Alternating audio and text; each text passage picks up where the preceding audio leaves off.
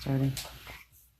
And welcome back to the Movie Inspectors. I'm Inspector Dustin. This is Grant of Steel. Wait. Clark Grant. Grant Kent. Even if the neighbors' walls were made of soundproof material, they would still be able to see you if you're talking that loud. See me if I'm talking loud. Well, Grant, tell us, what are we reviewing today? No, it's funny though. The picture isn't up. Oh, that's right. I forgot about that. Man of Steel because they couldn't afford the title Superman. Yeah. No, that's not why. Because even the Man of Steel, they already had a Superman movie. That's right. They couldn't call it Superman 2003. No. 2013. We're starting our next run of superhero movies. We got 5 movies to get to Aquaman. We're doing the DC Universe. Isn't that exciting, Grant? Well, it's not exciting because we have to do Suicide Squad. Well, all right. Okay, well, that might be a hard one to review. But this one is Man of Steel. It came out in 2013. Grant, what did you think of the Man of Steel? It really depends on your point. Because this reboot tried to change a lot. You can like it or you hate it because it changed a lot. Some people might say it changed for the good. Some people don't like it. Well, what did you like? Did you like it? I like it, but there's some things I don't. Okay, so what did you like about it? I do like the action scenes. Those were gorgeous action scenes. Yeah, you like the action scenes, huh? They weren't like Batman versus Superman action scenes. Like those action scenes were very bland in my opinion. This was definitely a great starter off to a movie series that ended up flopping and dumping. Wow, that's pretty harsh criticism, Grant. Are you But to be fair, that's all because of Suicide Squad. Well, okay. But what about this movie? Did you like this movie? Not Suicide Squad. I like this movie. This was a good starter offer for the DC Universe. I could probably not see any better way to start off. I do like the action. Stop! We're definitely playing the video! We're definitely getting sound. Okay, so Kyle, some people would rather say that they want DC Universe to start off as Batman, but I'm just glad that the first movie isn't Batman versus Superman. That's right. So what did you think of Henry Cavill, who played Superman? There we are. What do you think of Henry Cavill, who played Superman? Well, I definitely think that he fit the part. Except for I do feel bad for how many times he had to, grow a beard then shave it for all of the shots. Oh, yeah, that's right. He did grow a beard and shave it a lot. He did do that. I thought this movie was great. I really enjoyed it. I didn't remember how much I enjoyed it before I watched it again, but I think Henry Cavill was an excellent Superman. I mean, it's very hard to be compared to Christopher Reeves, who was the original Superman. But I watched that one. It's good. It's very good. And that was the iconic one, especially for somebody my age. That was amazing to watch. But I really liked this version of Superman. I really liked his version, his take on Superman.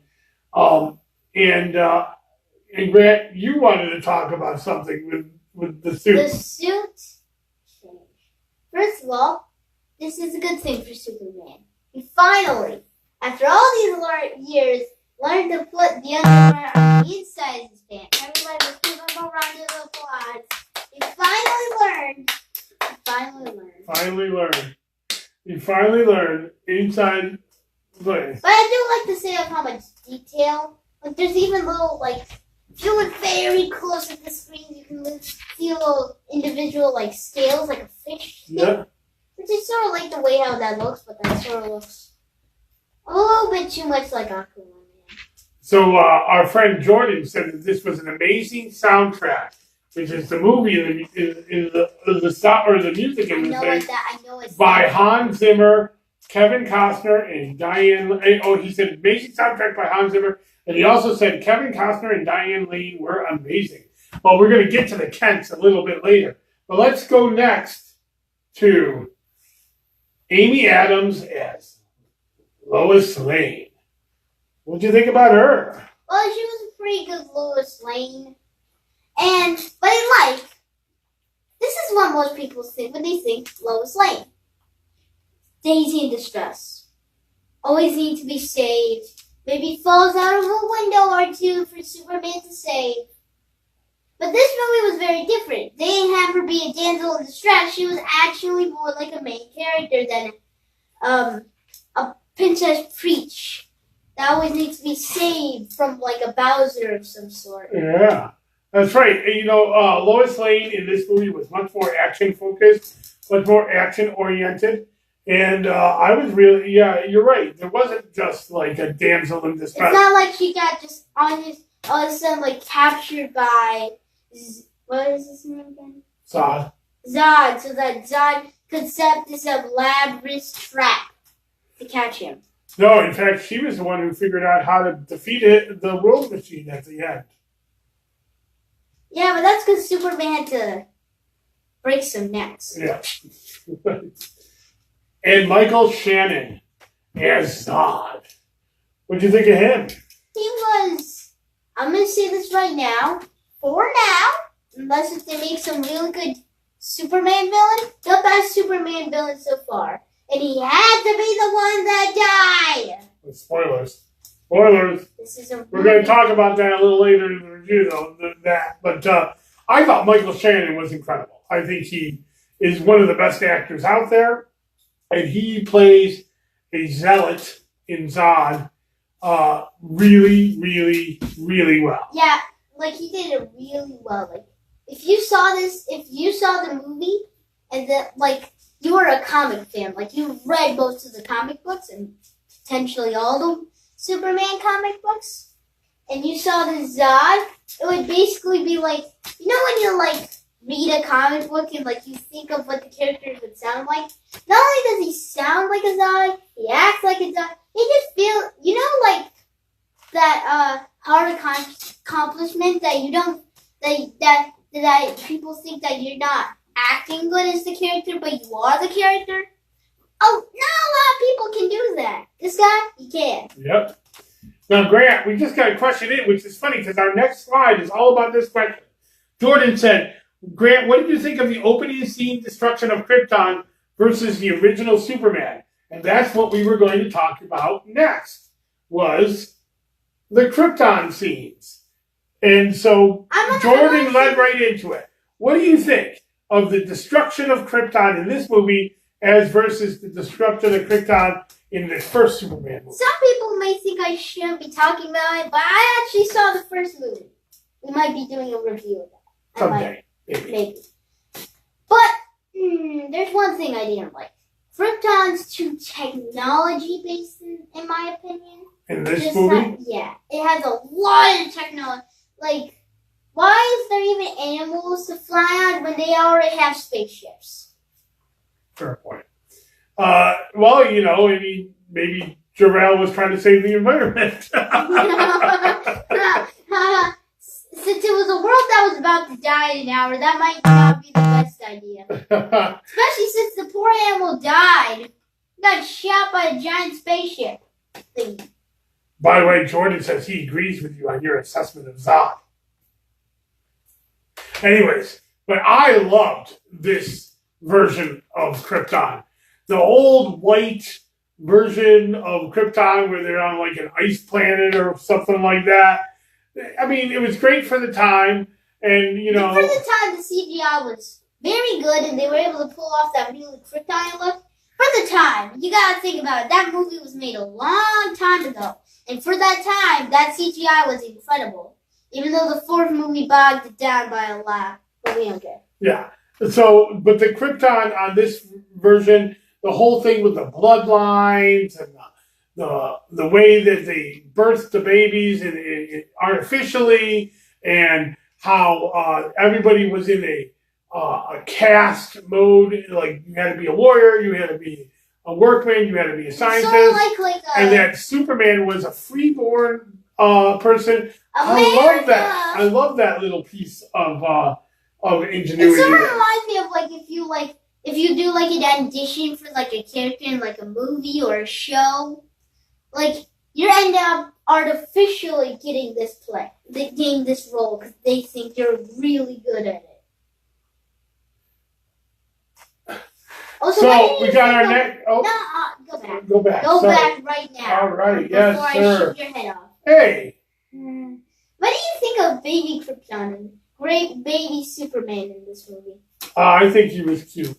I think both of them are cute. But Grant, you did have a problem with the baby in this movie. More like child Krypton and the original movie. Yeah, you could see his. Grant doesn't like it. Doesn't like when the junk is shown from the little kids. I don't either. They literally had a nude kid on set. It happens. All right, so let's go on. So as Superman comes to Earth, he's hanging out with the Kents, played by Kevin Costner and Diane Lane. And I agree with Jordan; they were incredible in this movie. What did you think of that? A little bit different, right? A little different thing than the original Superman, where Clark Kent died, or Clark Kent's dad died of a heart attack. In this one, he died of a tornado. Right. A giant freaking tornado. But also because he kept Superman from saving him. To be fair, Clark Kent, it's like he could have just thrown a giant sheet at him. Yeah. They move super fast that they probably wouldn't notice, but okay. Anyways, what I do like about this version of Superman that I didn't mention, what? He learns how to use his powers and he's overpowered. Like, original Superman had so much power he could throw emblems from his keep at people. Well, that was Superman too. That was, yeah. Well, yeah, Superman was overpowered in basically all four. Yeah. I think I like the fact that, you know, in the original Superman, there was a little bit of talk about how he had to hold back his power, but in this one, they really hammer it home about how his father was so afraid, or his Earth's father was so afraid of him using his power. That explains why he wasn't helping people he was helping people, but he wasn't doing it openly as Superman for a very long time. Until he got that new, no underwear attached on the outside suit. That's right. That's right. Wait, before you change it, I do want to say this one thing. Yeah. There is one thing I'm a little bit sad about, but not that much. What? We never got to see Clark Kent alive. He's just after the Krypton scene, it cuts years later as an adult. We do see a spaceship, but that's about it. We do have those flashbacks, which we'll probably talk about later. But for the most part, you know what? If you remember what I was talking about earlier was the new thing, we actually even saw how he was taught over the years in his spaceship not to mess with the timeline, which he ended up doing because he moved so fast he was able to pull back the Earth to. You're talking about the original one? Yeah. Okay. But in this movie, we don't get to learn of how don't do this, don't save the world naked. Yes. Don't kids out there looking, don't save the world naked. Gotta be fully clothed. Well, then we find, he's trying to learn his, trying to be, learn his powers, and then he finds his Fortress of Solitude, which, unlike the original Superman, again, another big change, the Fortress of Solitude here is an alien spacecraft and not the giant ice cream. Giant ice cream, basically. That's funny. In the original movie, as a baby, they basically if you ever played Fortnite and you use the Porta Fortress, they basically gave him one of those in the form of a green stick, except for many years earlier. He throws it down in a random snow patch and gives him a giant ice block that he can live in. But then in this movie, like a sea monkey. But then in this movie, he just found a giant alien spaceship and he said, "Oh, hey, this seems like a nice place to live." What I liked about this is that not only did he find the giant spaceship, we get to see Russell Crowe again as Jor-El, because he comes back and he as a intelligent hologram, and which comes in this little stick, which was basically the earlier one, but not green. Yeah, that's the little stick that was around his neck. Apparently, that's how you activate spaceships on Krypton, is a flash drive. Imagine the pain of you need to activate your spaceship, but you lost your freaking flash drive to start it up. It's like when you lose your homework on the day on the due day where you're supposed to bring it in. It's so stressful. Only Krypton's will this. Terry says he liked the Ice Fortress. He also says that he should have seen the movie before he watched this. Yes, yeah, these are spoiler reviews. We don't try to keep anything because we figure that it's been out for 5 years. It's been out for basically after I was born, but I was around 3 when this was made. Yeah, 4. 4. Yeah, but so I was very young for my time.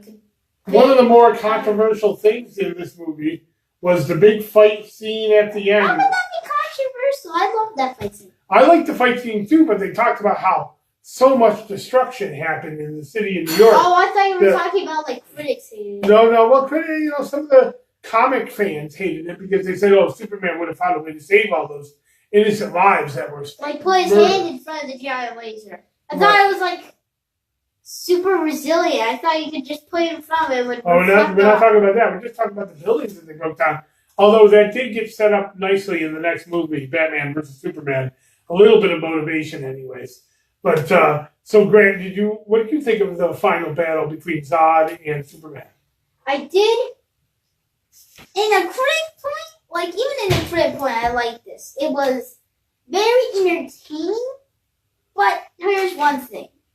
You know how in the original movie he went back in time, but didn't warn anybody about the giant tsunami thing that was going to happen, and said decide just to save her, and all the thousands of lives that died because they weren't warned. In this movie, not only does he try to save a pilot, he does start off in a barn, but all his anger ended up leading into a major city. So he tries not to hurt people by fighting in a major city, but this had to be a blockbuster, so they had to make it so that some way they would end up in the city, because this wouldn't be a blockbuster if it was them fighting in a cornfield. So now we have the most controversial thing about this movie. And yes, here comes some spoilers.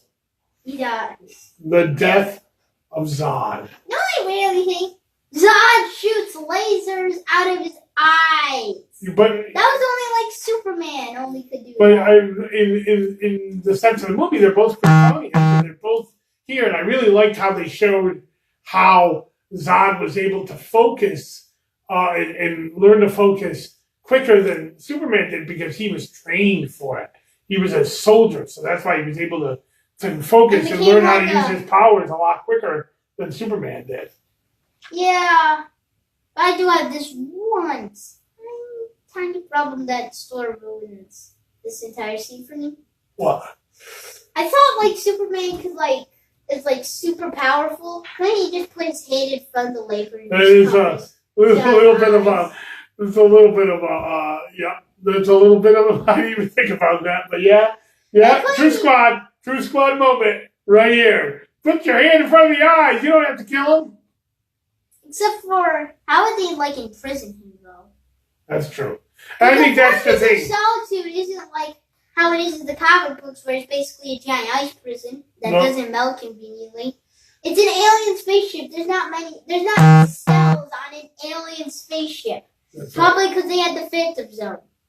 So, and Terry said he's a ripoff of Cyclops. Wait, what? But I thought he was made before Cyclops. I think he was. but it doesn't matter. But I think it.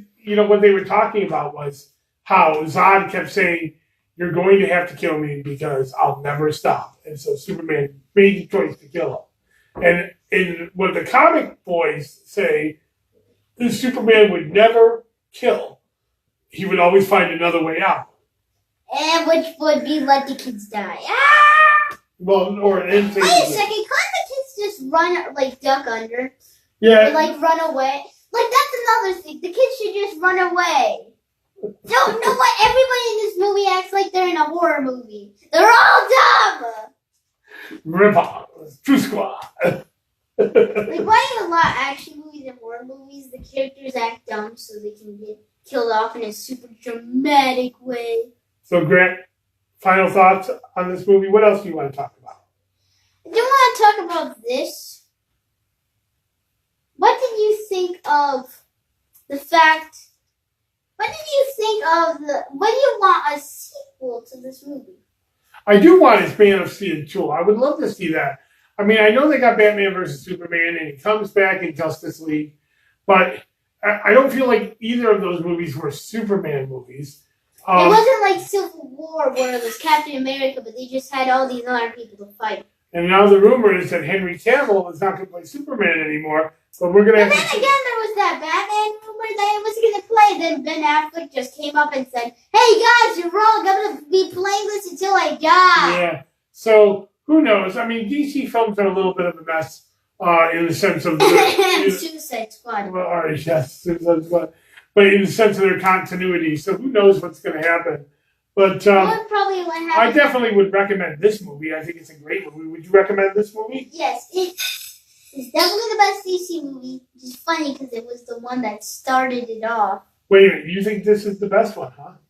It's better than Justice League by a long shot. Wonder Woman was really good, but this one had this one thing that made better.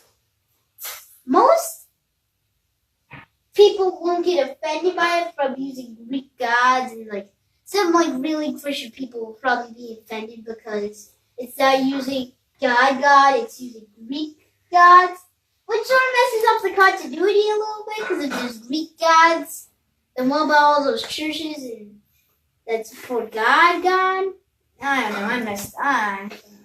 No, that's good point. I'm a big fan of Wonder Woman, but that was amazing, Grant. Like they sort of spoiled the like. Now that I'm thinking about it, shouldn't they think Superman is a guy? Like, why isn't there a church supporting Superman? I'm surprised that hasn't happened yet because of all the weird things that's happened in this DC universe. That's right. Like Superman's died, but then dramatically lifted up some of the dirt on his grave to show that that he is alive. But when he comes back, he's like, "I think I'm dead." Even though we saw you in the Batman vs. Superman, reveal that you're not dead, but they have to bring you back to life still?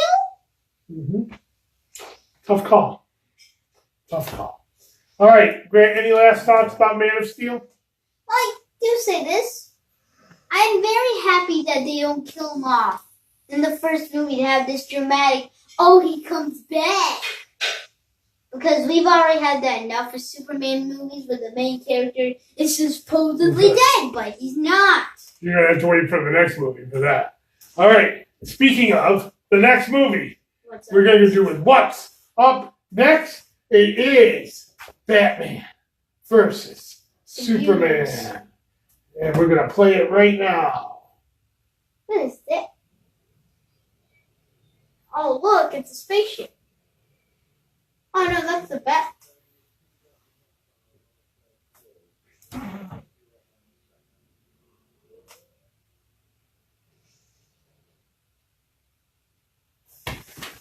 Why do they all have guns? Oh, guys!